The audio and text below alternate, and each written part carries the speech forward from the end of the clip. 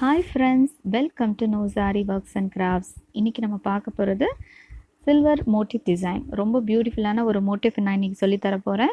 இப்போது கரண்ட்டாக ட்ரெண்டிங்காக இருக்கிறது சில்க் சாரியில் சில்வர் ஜரி ஒர்க் பண்ணது தான். ஸோ அதுக்கு இந்த வீடியோ ரொம்ப யூஸ்ஃபுல்லாக இருக்கும் உங்களோட ப்ளவுஸஸை ஒர்க் பண்ணுறதுக்கு. அது பார்க்குறதுக்கு முன்னாடி நம்ம சேனலை முத பார்க்குறீங்கன்னா சப்ஸ்கிரைப் பண்ணுங்கள், உங்கள் ஃப்ரெண்ட்ஸ் அண்ட் ஃபேமிலி கூடயும் ஷேர் பண்ணிக்கோங்க. இன்றைக்கி நம்ம இந்த டிசைன் க்ரியேட் பண்ணுறதுக்கு முதல்ல ஒரு ஸ்கொயர் வரைஞ்சிக்கணும். அந்த ஸ்கொயரில் தான் இந்த டிசைனை மேக் ஓவர் பண்ணியிருக்கோம். இதுக்கு 2 சென்டிமீட்டர், அதாவது 2 சென்டிமீட்டர் எடுத்து ஸ்கேல் எடுத்து மார்க் பண்ணியிருக்கேன். இது மார்க் பண்ணுறதுக்கு கிளாஸ் மார்க்கிங் பென்சில் அப்படிங்கிற ஒயிட் கலர் பென்சிலை யூஸ் பண்ணியிருக்கேன். ஸோ இதை வச்சு நான் 4 பக்கமும் ஸ்கொயர் வரைஞ்சாச்சு. அதுக்கப்புறம் கார்னரில் இந்த மாதிரி சின்ன லைன் போட்டுட்டு சென்டர் ஸ்கொயரும் வரைஞ்சாச்சு. அதுக்கப்புறம் நடுவில் இந்த மாதிரி 4 லைனு, இன்பிட்வீன் 2 லைனு வரைஞ்சாச்சு. இப்போது நம்மளுக்கு டிசைன் ரெடி ஆகிடுச்சு. இதில் தான் நம்ம ஒர்க் பண்ண போகிறோம். எதை வச்சு ஒர்க் பண்ண போகிறோன்னா இந்த ஜரி த்ரெட் வச்சு தான் ஒர்க் பண்ண போகிறோம். இது சில்வர் ஜரி. இந்த குவாலிட்டி ரொம்ப நல்லாயிருக்கும் இந்த பிராண்டோடது. 702 நம்பர் எடுத்திருக்கேன் நான் இங்கே. அப்புறம் cut beads, silver cut beads எடுத்திருக்கேன். அதுக்கப்புறம் 23 நம்பர் நீடில்.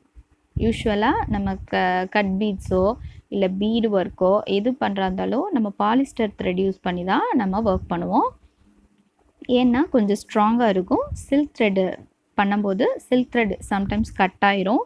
அதனால் நம்ம பாலிஸ்டர் த்ரெட் யூஸ் பண்ணுவோம். இங்கே கம்ப்ளீட்டாக நான் ஜரி த்ரெட் தான் யூஸ் பண்ண போகிறேன். ஏன்னா ஜரி த்ரெட் நல்லா ஸ்ட்ராங்காகவே இருக்கும். அதனால் நம்ம யூஸ் பண்ணிக்கலாம். இன்றைக்கி நம்ம பீட்ஸ் எல்லாத்தையுமே பீட் நாட் ஸ்டிச்சஸ் யூஸ் பண்ணி தான் நம்ம போட போகிறோம். அஸ் யூஷுவல் நம்ம என்ன பண்ணுவோம், எப்பயுமே பீடு ஆரம்பிக்கிறதுக்கு முன்னாடி, ஸ்டிச்சஸ் ஆரம்பிக்க முன்னாடி ஒரு செயின் போட்டுட்டு அதுக்கப்புறம் பீட் ஆட் பண்ணுவோம். அதே தான் நான் இங்கே பண்ணியிருக்கேன். அப்புறம் நம்ம பீட் நாட் போட்டுக்கலாம். ஸோ இந்த மாதிரி தான் பீட் நாட் போடணும். இதை நான் டீட்டெயிலாக 2 டுட்டோரியல்ஸ் ஆல்ரெடி நான் அப்லோட் பண்ணியிருக்கேன். பீட் நாட் எப்படி பண்ணுறதுங்கிறத. உங்களுக்கு இந்த வீடியோவில் இது கிளியராக இல்லைன்னு சொன்னால் நீங்கள் அந்த வீடியோ கொஞ்சம் பார்த்துக்கோங்க. உங்களுக்கு கிளியராக இருக்கும், தெளிவாக சொல்லி கொடுத்துருப்பேன். இது நான் இந்த வீடியோவில் நான் மெயினாக இந்த டிசைனை எப்படி கம்ப்ளீட் பண்ணுறதுங்கிறதா நான் கான்சென்ட்ரேட் பண்ணியிருக்கேன். ஸோ இந்த மாதிரி பீடை நம்ம ஸ்டிச் பண்ணிக்கலாம். ஸோ இந்த 4 பீட்ஸையும் வச்சு நம்ம சென்டரில் ஸ்டிச் பண்ணோன்னே நமக்கு அழகாக சென்டரில் ஒரு சின்ன ஃப்ளவர் மாதிரி ஒரு டிசைன் ஃபார்ம் ஆகும். அதுக்கப்புறம் இந்த வீடியோ முக்கியமாக நான் பண்ணது காரணம், ஜரி த்ரெட் ஒர்க் பண்ண போகும்போது நிறைய பேருக்கு கிளாத் ரொம்ப டைட்டாக சுருக்கம் வருது அப்படின்னு சொல்லி நிறைய பேர் கேட்டிருந்தாங்க. ஸோ நான் அதுக்காகவும் தான் இந்த வீடியோ மெயினாக அப்லோட் பண்ணுறேன். ஜரி த்ரெட் யூஸ் பண்ணி நம்ம ஒர்க் பண்ணும்போது ஏன் சுருக்கம் வருதுங்கிறதையும் நான் கிளியராக இனிமேல் நான் வர எக்ஸ்பிளைன் பண்ணுறேன். ஸோ இப்போ நம்ம அந்த 4 பீடையும் நடுவில் தைச்சி முடிச்சாச்சு. ஸோ பீட் நாட் போட்டு கம்ப்ளீட் பண்ணதுக்கப்புறமும் நம்ம ஒரு நாட் போட்டுக்கணும். ஸோ இப்போ பீட் நாட் போட்டாச்சு. இப்போ நீங்கள் செயின் ஸ்டார்ட் பண்ணிக்கோங்க. உங்களுக்கு இது ஸ்ட்ராங்காக இருக்குன்னா நீங்கள் அப்படியே விட்டுடலாம். இல்லை உங்களுக்கு ஒரு டவுட் இருக்குது, இருந்தாலும் நம்ம நாட் போட்டுக்கலாம்னா நீங்கள் நாட் போட்டுக்கோங்க. நான் இங்கே நாட் போடல, நான் டைரெக்டாக செயின் ஸ்டார்ட் பண்ணிட்டேன். ஸோ எப்பயுமே இந்த மாதிரி 4 இந்த மாதிரி ஒரு சின்ன மோட்டிவ் நம்ம எது வச்சு பீடு வச்சுனாலும் சரி, ஸ்டோன் வச்சு ஸ்டிச் பண்ணாலும் இந்த மாதிரி நீங்கள் வாங்க. அப்போ தான் உங்களுக்கு அந்த பெர்ஃபெக்டாக அந்த ஃப்ளவரோட ஷேப் உங்களுக்கு கிடைக்கும். ஸோ சுற்றி போட்டு வராமல் இந்த மாதிரி ஆப்போசிட்டுக்கு நீங்கள் போட்டிங்க அப்படின்னு சொன்னால் உங்களுக்கு ரொம்ப அழகாக இருக்கும் ஃபினிஷிங்கு. ஸோ இந்த மாதிரி போடுங்க. நான் இங்கே நீடில் பிடிச்சிருக்க பொசிஷன் கொஞ்சம் எனக்கே சாட்டிஸ்ஃபைடாக இல்லை. ஏன்னா கேமரா நான் ரொம்ப க்ளோஸராக வச்சுருக்கேன், உங்களுக்கு தெளிவாக இருக்கணுங்கிறதுனால அது என்னால் டிஸ்டர்பன்ஸாக இருக்குது. அதனால தான் நான் ஒழுங்காக பர்ஃபெக்டாக நீடில் ஹேண்டில் பண்ணலை. இதில் நீங்கள் எப்படி நீடில் ஹேண்டில் பண்ணணும், எப்படி நம்ம ஸ்டிச்சஸ் போடணுங்கிறத நான் ஆல்ரெடி பேசிக் ஆரி எம்ப்ராய்டரி டுட்டோரியல்ஸ்லேயே நான் நிறைய அப்லோட் பண்ணியிருக்கேன். செயின் ஸ்டிச்சஸ் வீடியோலேயே நீங்கள் அதை பார்த்துக்கோங்க. ஸோ பீட் நாட் நம்ம பீட் நாட் போடல. லாஸ்ட்டாக செயின் முடிச்சதுக்கப்புறம் நம்ம ஆர்டினரி ஆரி நாட் போட்டு எண்ட் நாட் போட்டு நம்ம இங்கே கம்ப்ளீட் பண்ணிக்கணும். ஸோ இப்போ நான் எண்ட் நாட் போட்டுட்டேன். பாருங்கள் எவ்வளோ அழகாக இருக்குன்ட்டு. ஒரு சின்ன ஃப்ளவர் மாதிரி ரொம்ப அழகாக இருக்கும். ஸோ நீங்கள் இந்த மாதிரி நான் இப்போ சொல்லி கொடுத்த மாதிரி ஷேப் எடுங்க, செயின் ஸ்டிச் போடுங்க. ஸோ இப்போ நம்ம சுற்றி இருக்கிற ஸ்கொயரில் நம்ம பீட் நாட் போட்டுக்கலாம். பீட் ஸோ அவுட்டர் ஸ்கொயரில் 1 பை 1 நம்ம பீட்ஸை வந்து ஒவ்வொரு லைன்லையும் வச்சு நம்ம பீட் நாட் போட்டு கம்ப்ளீட் பண்ணிக்கலாம். நிறைய பேருக்கு வந்து ஒரு சாட்டிஸ்ஃபேக்ஷன் இருக்காது, என் நாட் போட்டால் தான் பெர்ஃபெக்டாக இருக்கும்னு நினைப்பாங்க. உங்களோட சாய்ஸ் தான், நீங்கள் பீட் நாட் போடுறதும் என் நாட் போடுறதும். பீட் நாட் வந்து பிகினராக இருக்கவங்களுக்கு கொஞ்சம் ஈஸியாக இருக்கும், அதனால பீட் நாட் யூஸ் பண்ணிக்கலாம். நானாக பீட் நாட் தான் யூஸ் பண்ணுவேன், ரொம்ப ஸ்ட்ராங்காக தான் இருக்குது, அதனால் ஒன்றும் பிரச்சனை இல்லை. ஃபாஸ்ட்டாகவும் நம்மளால் வந்து டிசைனை கம்ப்ளீட் பண்ண முடியும். அதனால் நீங்கள் உங்களோட விருப்பம் தான், நான் ரெண்டுமே சொல்லி கொடுத்துருக்கேன், நீங்கள் பார்த்துக்கோங்க. அதே மாதிரி நம்ம டவுட்டு, அதாவது துணியில் ஏன் சுருக்கம் வருது அப்படின்னா, பீட் நாட் போடும்போதுமே ஒரு முக்கியமான விஷயம் என்னென்னா, நம்ம ஸ்டோன் ஸ்டிச் பண்ணாலும் சரி, பீட் ஸ்டிச் பண்ணாலும் சரி, நம்ம வந்து டைட்டாக போட்டு இழுக்கக்கூடாது நூலை, ரொம்ப ஜென்டிலாக ஹேண்ட் பண்ணணும். அதுக்காக ரொம்ப லூஸாக விட்டுறக்கூடாது, அதே மாதிரி ரொம்ப டைட்டாகவும் பிடிச்சி இழுத்துடக்கூடாது. ரொம்ப அதாவது நிதானமாக ஒர்க் பண்ணணும். அவசர அவசரமாக பிடிச்சி இழுத்து போட்டுட்டு நம்ம போகக்கூடாது, ரொம்ப பொறுமையாக. ஏன்னா இது ஒரு ஆர்ட், இது ஒரு ஆர்ட்டு, அதனால நம்ம வந்து ரொம்ப பொறுமையாக. எனக்கெல்லாம் பார்த்திங்கன்னா இது ஒரு மெடிடேஷன் மாதிரி தான். எனக்கு எப்பப்பெல்லாம் ஒரு மாதிரி ஃபீல் பண்ணுறனோ உடனே நான் எம்ப்ராய்டரி ஃப்ரேம் எடுத்துகிட்டு உட்காந்துருவேன். ஸோ என்னோடய ஸ்ட்ரெஸ்ஸாக இருக்கட்டும், என்னோட ஒரு மாதிரி நான் சாரோவாக இருக்கும்போதெல்லாம் வந்து எனக்கு வந்து இந்த எம்ப்ராய்டரி வந்து ரொம்ப மைண்டை வந்து கூல் பண்ணும். ஸோ இது ஒரு it's a meditation come art. So என்னை பொறுத்த வரைக்கும் கண்டிப்பாக நீங்களும் இதை ஃபீல் பண்ணியிருப்பீங்கன்னு நினைக்கிறேன், ஆர்டிஸ்ட்டாக. ஸோ அதனால் நம்ம ரொம்ப பொறுமையாக போடணும், ஃபாஸ்ட்டாக இருக்கணும், ஆனால் வந்து ரொம்ப பொறுமையாக இருக்கணும். ஏன்னா ஒரு டிசைனும் பர்ஃபெக்டாக வரப்போகும்போது தான் நமக்கு நம்ம எக்ஸ்பெக்ட் பண்ண மாதிரி வந்துருச்சே அப்படின்னு சொல்லிட்டு ஒரு மனசில் வந்து சந்தோஷம் வரும். அந்த சந்தோஷம்தான் நம்ம மனசில் இருக்க பெயினை வந்து காணாமல் ஆக்கிறதுக்கான ரீசன். அப்போ நம்ம வந்து எவ்வளவு பொறுமையாக அந்த டிசைன் நல்லா வரணும்னு நம்ம ஒர்க் பண்ணணும். அதுதான் நான் வந்து ஒரு மெடிடேஷன் மாதிரி அப்படிங்கிறத இங்கே சொல்கிறேன். இது புதுசாக யாராவது வீடியோ பார்க்குறீங்கன்னா கண்டிப்பாக நீங்கள் அதை ட்ரை பண்ணுங்கள், உங்களுக்கு வந்து ஒரு நல்ல டைவர்ஷன் இருக்கும். எம்ப்ராய்டரி இது எல்லாமே ரொம்ப மைண்டை வந்து ரிலாக்ஸ் பண்ணும், நீங்கள் ட்ரை பண்ணி பாருங்கள். ஸோ இப்போ நம்ம வந்து ஃபினிஷ் பண்ணிட்டோம், பீட் நாட் போட்டு கம்ப்ளீட்டாக அந்த அவுட்டர் ஸ்கொயரில் இருக்கக்கூடிய எல்லா பீட்ஸையும் வந்து ஸ்டிச் பண்ணிட்டோம்.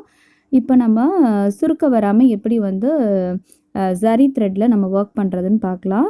ஸோ இதில் பார்த்திங்கன்னா நம்ம ஸ்ட்ரெயிட்டாக லைன்ஸ் போட போகிறதுல ஒவ்வொரு பீடு சுற்றி நம்ம என்ன பண்ண போகிறோன்னா ஒரு கர்வ்டு லைன் வந்து செயின் லைன் வந்து நம்ம வரைய போகிறோம்.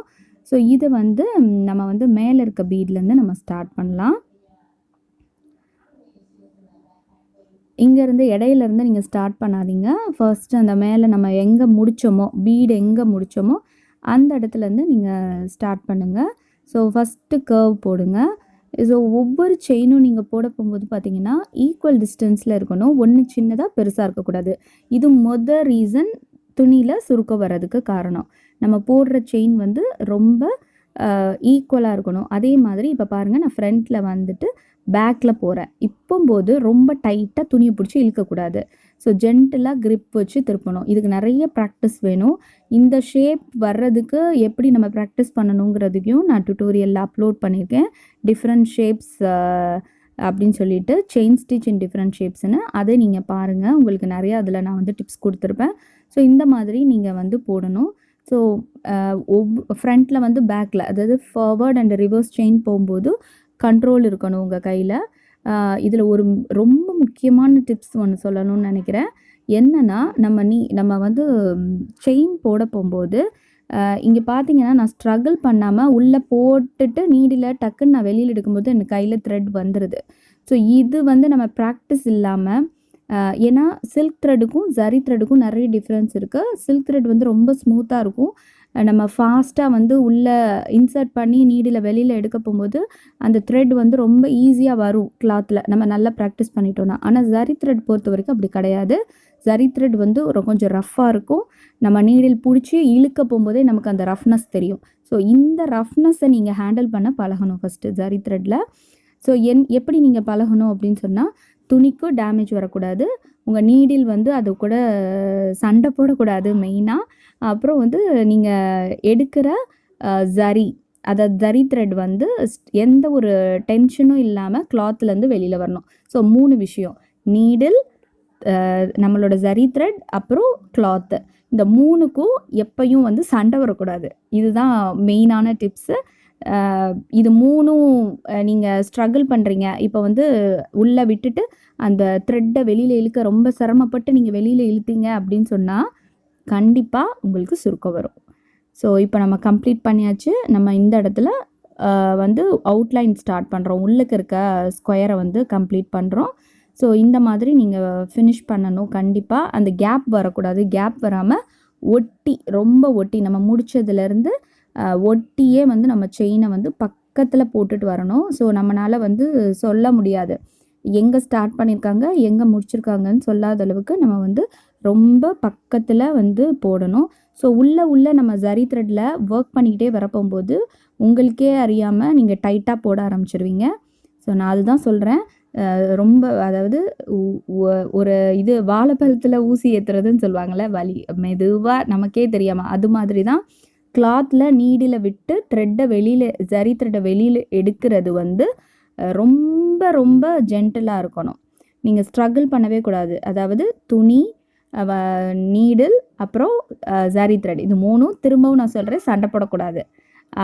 இந்த நீங்கள் ரொம்ப ஸ்மூத்தாக நீங்கள் போட ஆரம்பிச்சிங்கனாலே உங்களுக்கு ரொம்ப நீட்டாக சுருக்கமே இல்லாமல் உங்களுக்கு மோட்டிவ் வந்து கிடைக்கும். நான் இங்கே சொல்லியிருக்க டிப்ஸ் வந்து உங்களுக்கு கண்டிப்பாக யூஸ்ஃபுல்லாக இருக்கும்னு நினைக்கிறேன். நான் இங்கே பண்ணியும் காமிச்சிருக்கேன், உங்களுக்கு போட்டு காமிச்சிருக்கேன் இங்கே எப்படி வந்து நம்ம ஜரி த்ரெட்டில் ஒர்க் பண்ணும்போது சுருக்கம் இல்லாமல் இருக்கிறதுன்ட்டு. இந்த டிப்ஸ்க்கு மேலே உங்களுக்கு ஏதாவது டவுட் இருந்தால் கண்டிப்பாக கமெண்ட் செக்ஷனில் நீங்கள் கமெண்ட் பண்ணுங்கள். நான் வந்து கண்டிப்பாக உங்களோட டவுட்டை வந்து கிளியர் பண்ணுறேன். இல்லை இது தவிர உங்களுக்கு ஏதாவது டிப்ஸ் தெரியும்னாலும் நீங்கள் கண்டிப்பாக கமெண்ட் செக்ஷனில் போடலாம். ஏன்னா நானும் ஒரு லேர்னர் தான். நான் எவ்வளோ தான் கற்றுக்கிட்டாலும் புதுசாக வந்து கற்றுக்க ரொம்ப ஆசைப்படுவேன். இப்போ நம்ம முடிச்சிட்டோம். லாஸ்ட்டாக எண்ட் நாட் போட்டு கம்ப்ளீட் பண்ணிட்டோம். ரொம்ப அழகான ஒரு மோட்டிவ் டிசைன் நம்ம வந்து முடிச்சாச்சு. இப்போ நீங்கள் கிளாத்தை வந்து ஃப்ரேமை விட்டு கலட்டினாலும் உங்களுக்கு கண்டிப்பாக சுருக்கம் வராது. ஏன்னா நான் இங்கே போட்டிருக்கும் போதே எந்த இடத்துலையும் ஹோல் வரலை, எந்த இடத்துலையும் துணி வந்து கேப்ஸ்லாம் எனக்கு வரல. அதனால் கண்டிப்பாக சுருக்கம் வர வாய்ப்பே இல்லை. நான் உங்களுக்கு கலட்டியும் காட்டுறேன். இப்போ நம்ம எப்படி ஒரு நெக்லைனில் இந்த டிசைனை கொண்டு வரதுன்னு பார்க்கலாம். ஒரு ரவுண்ட் நெக்காக இருக்கட்டும், ஸ்கொயர் நெக்காக இருக்கட்டும், இந்த மாதிரி நீங்கள் வரைஞ்சிட்டு இந்த ஸ்கொயரை வந்து நீங்கள் அங்கங்கே இப்போ நான் வச்சுருக்க டாட் எல்லாத்துலேயும் நீங்கள் வந்து என்ன பண்ணலான்னா இந்த டிசைனை போடலாம். அதே மாதிரி ஸ்லீவில் பார்டருக்குள்ளே நீங்கள் இந்த மோட்டிஃபை வந்து வரிசையாக நீங்கள் அரேஞ்ச் பண்ணிட்டு வந்தீங்கனாலும் ரொம்ப அழகாக இருக்கும். நான் முடிஞ்சிச்சுன்னா நான் அடுத்த வீடியோ வந்து ட்ரை பண்ணுறேன். நான் ப்ளவுஸில் ஒர்க் பண்ணிவிட்டு இதே டிசைனை உங்களுக்கு அதுவும் ஒரு ஐடியாவாக நான் ப்ரெசென்ட் பண்ண பார்க்குறேன். இந்த மாதிரி கண்டிப்பாக இந்த வீடியோ உங்களுக்கு பிடிச்சிருக்கும்னு நினைக்கிறேன். இந்த ஒர்க்கு பிடிச்சிருந்துச்சு அப்படின்னு சொன்னால் கண்டிப்பாக லைக் பண்ணுங்கள். இந்த வீடியோவை உங்கள் ஃப்ரெண்ட்ஸ் அண்ட் ஃபேமிலி கூட ஷேர் பண்ணுங்கள். அவங்களையும் கற்றுக்க வைங்க. ஆரி ஒர்க் வந்து ரொம்ப ஈஸி. இது ஒரு நல்ல மெடிடேஷன் ஆர்ட்டு கூட. நீங்கள் கண்டிப்பாக லைக் பண்ணுங்கள், ஷேர் பண்ணுங்கள். இந்த மறக்காமல் நம்ம சேனலை புதுசாக வாட்ச் பண்ணுறீங்கன்னா சப்ஸ்கிரைப் பண்ணுங்கள். தேங்க்ஸ் ஃபார் வாட்சிங்.